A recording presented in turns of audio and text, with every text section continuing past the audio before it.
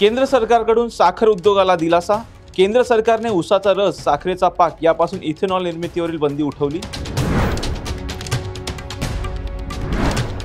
पुणे जिल्ह्यात आतापर्यंत 70% पीक कर्जाचं वाटप, लवकरच 30% पीक कर्जाचं वाटप होणार।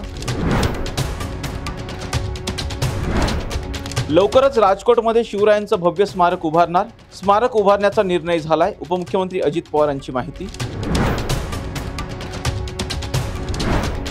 बांधकाम सल्लागार चेतन पाटील पोलिसांच्या ताब्यात, छत्रपती शिवरायांचा मालवणमधील पुतळा कोसळल्याप्रकरणी पोलिसांची कारवाई। महाविकास आघाडीच्या 1 सप्टेंबरच्या मोर्चाला परवानगी नाही, महाविकास आघाडीच्या नेत्यांची पोलिसांसोबत चर्चा सुरू। छत्रपती शिवरायांचा पुतळा कोसळल्याप्रकरणी महाविकास आघाडीकडून मोर्चाचं आयोजन। पंतप्रधान नरेंद्र मोदी महाराष्ट्राच्या दौऱ्यावर, पालघर आणि मुंबईमध्ये पंतप्रधान नरेंद्र मोदींचे 2 कार्यक्रम।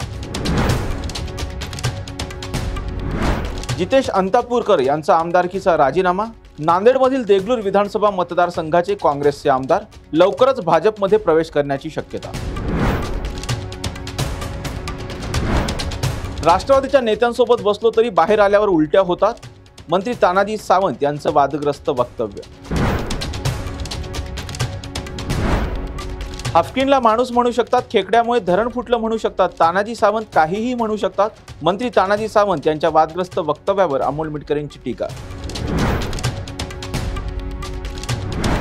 भाजपाच्या कोर कमिटीची आज उपमुख्यमंत्री देवेंद्र फडणवीस यांच्या सागर बंगल्यावर बैठकीत मालवणमधील पुतळा कोसळल्याप्रकरणी चर्चा होण्याची शक्यता।